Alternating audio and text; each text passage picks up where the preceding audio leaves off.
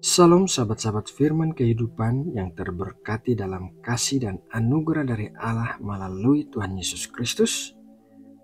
Renungan firman Tuhan hari ini bertema dipelihara melalui tangan musuh yang diambil dari kisah Elia saat hujan tidak turun di tanah Israel selama 3,5 tahun. Sebelum masuk dalam perenungan firman Tuhan, mari kita sama-sama berdoa.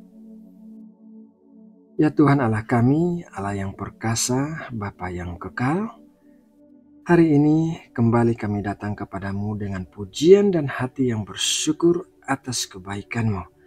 Kami datang dengan kerinduan untuk menerima berkat firman-Mu yang akan menguatkan dan mengubahkan hidup kami. Ya Tuhan, berikanlah kami hati yang bisa mengerti dan telinga yang peka untuk bisa mendengarkan suara-Mu.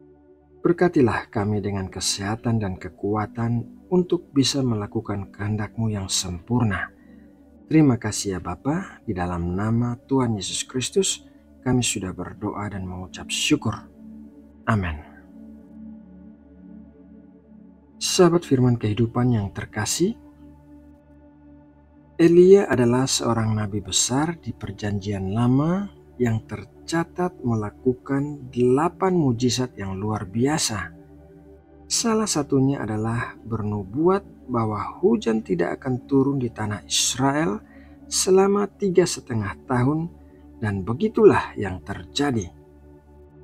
Mari kita mulai dengan membaca 1 Raja-Raja 17 ayat 8-9. Maka datanglah firman Tuhan kepada Elia, "Bersiaplah, pergi ke Sarfat yang termasuk wilayah Sidon, dan diamlah di sana.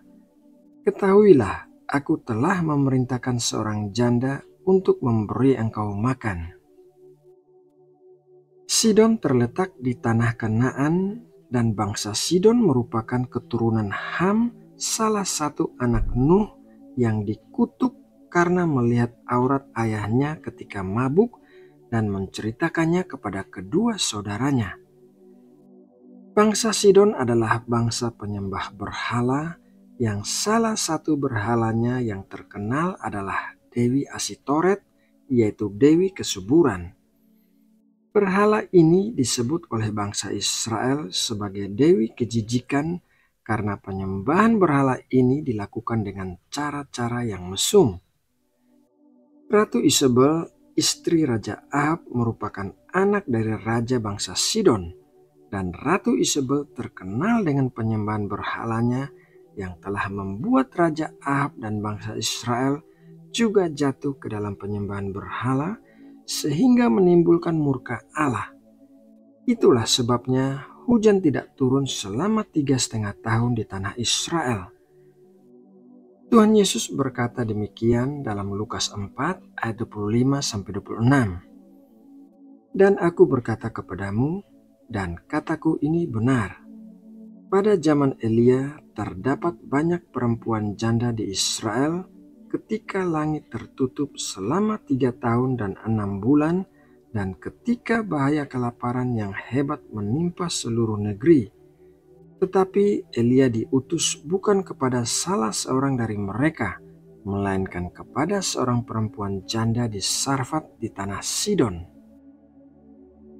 Tuhan memerintahkan Nabi Elia untuk pergi kepada seorang janda di wilayah musuh agar menerima pemeliharaan Tuhan selama terjadinya kelaparan yang disebabkan hujan yang tidak turun. Tuhan memilih seorang janda dari bangsa penyembah berhala, bukan janda-janda dari bangsa Israel sendiri. Bahkan Tuhan mengatakan bahwa Tuhan sudah memerintahkan janda tersebut untuk memberi Nabi Elia makanan. Ingatlah bahwa latar belakang janda ini adalah seorang penyembah berhala. Dia tidak mengenal Tuhan yang disembah oleh bangsa Israel, dan ia tidak mengerti kuasa Tuhan. Jadi ketika akhirnya Nabi Elia bertemu dengannya dan meminta air serta roti, inilah yang dikatakan oleh janda itu. 1 Raja-Raja 17 ayat 12. Perempuan itu menjawab, "Demi Tuhan Allahmu yang hidup, Sesungguhnya tidak ada roti padaku sedikit pun, kecuali segenggam tepung dalam tempayan dan sedikit minyak dalam buli-buli. Dan sekarang aku sedang mengumpulkan 2-3 potong kayu api, kemudian aku mau pulang dan mengolahnya bagiku dan bagi anakku, dan setelah kami memakannya, maka kami akan mati. Janda ini berpikir bahwa percuma saja ia melakukan apa yang diperintahkan Tuhan dengan memberi makanan kepada Nabi Elia, karena toh itu adalah makanan terakhir mereka, dan setelah memakannya, mereka akan mati kelaparan. Janda ini tidak mengerti prinsip kerja kerajaan Allah, yaitu memberi sesuatu kepada orang lain bukan berarti kehilangan benda itu, melainkan memberi merupakan sebuah sarana untuk menerima mujizat. Mari kita baca apa yang dikatakan oleh Nabi Elia. 1 Raja-Raja 17 ayat 13-14. Tetapi Elia berkata kepadanya, "Janganlah takut, pulanglah, buatlah seperti yang kau katakan, tetapi buatlah lebih dahulu bagiku sepotong roti bundar kecil daripadanya, dan bawalah kepadaku, kemudian barulah kau buat bagimu dan bagi anakmu. Sebab beginilah firman Tuhan Allah Israel, tepung dalam tempayan itu tidak akan habis, dan minyak dalam buli-buli itu pun tidak akan berkurang sampai pada waktu Tuhan memberi hujan ke atas muka bumi." Nabi Elia menyampaikan bagaimana cara mujizat Tuhan bisa terjadi apabila janda itu memberi air dan roti kepadanya terlebih dulu. Tuhan akan membuat tepung dan minyak tidak habis sampai waktunya hujan turun di atas muka bumi. Mendengar kata-kata Nabi Elia, barulah janda itu melakukan seperti apa yang diminta oleh Tuhan dan Nabi Elia. Dari kisah ini, ada 2 hal yang bisa kita dapatkan, yaitu hal yang pertama adalah Tuhan bisa memelihara kita melalui tangan musuh. Tuhan tidak pernah terbatas dalam cara-cara dan kuasanya untuk menolong kita, dan salah satu cara Tuhan memelihara hidup kita adalah melalui tangan musuh. Apabila kita hanya mau menerima pertolongan dari teman-teman baik dan menolak pertolongan dari musuh, maka artinya kita menolak anugerah dari Tuhan melalui musuh kita. Hal yang kedua adalah memberi dan menerima sama-sama diberkati. Janda di Sarfat diberkati Tuhan karena memberi kepada Nabi Elia. Sedangkan Nabi Elia diberkati karena menerima pemberian dari janda di Sarfat.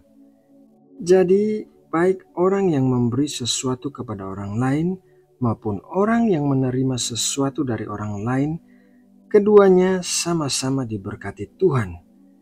Demikianlah besarnya kasih dan anugerah Tuhan bagi semua orang.